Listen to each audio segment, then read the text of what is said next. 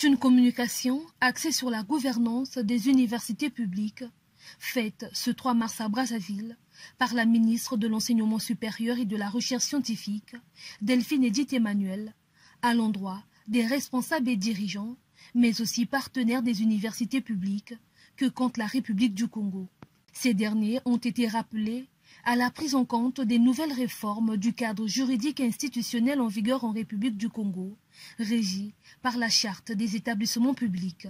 La Charte des établissements publics prévoit désormais en son article 10 la pluralité de tutelles.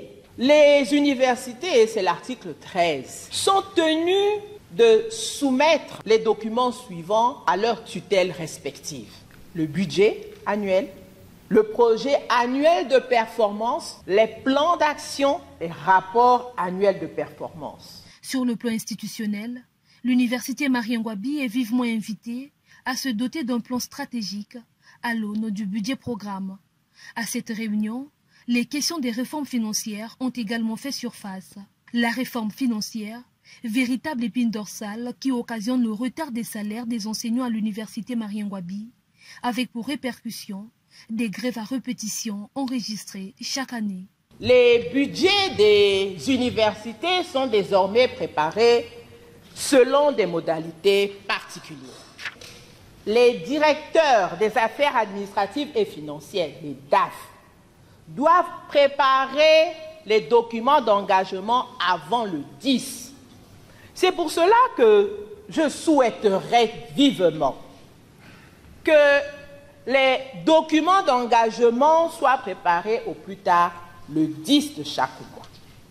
Ensuite, qu'ils soient transmis au contrôle budgétaire pour le mandatement au plus tard le 15. Et dès que le contrôle budgétaire est intervenu, au niveau de la cellule informatique du ministère, l'on procède à l'impression des mandats. C'est alors, une fois que les mandats sont imprimés, que le responsable du programme, c'est-à-dire le directeur général de l'enseignement supérieur par intérim, signe les mandats et doit les transmettre au Trésor au plus tard le 20. La remise des documents aux deux responsables des universités publiques congolaises, notamment l'université Mariengwabi et Denis Sassou Nguesso, pour s'enquérir du contenu des textes régissant ces réformes entreprises, appelle à l'appropriation des dits textes, à l'organisation des formations pour s'aligner à ces nouveaux outils et à œuvrer pour l'obtention d'un chronogramme d'activité pour une gouvernance efficace et efficiente des universités publiques.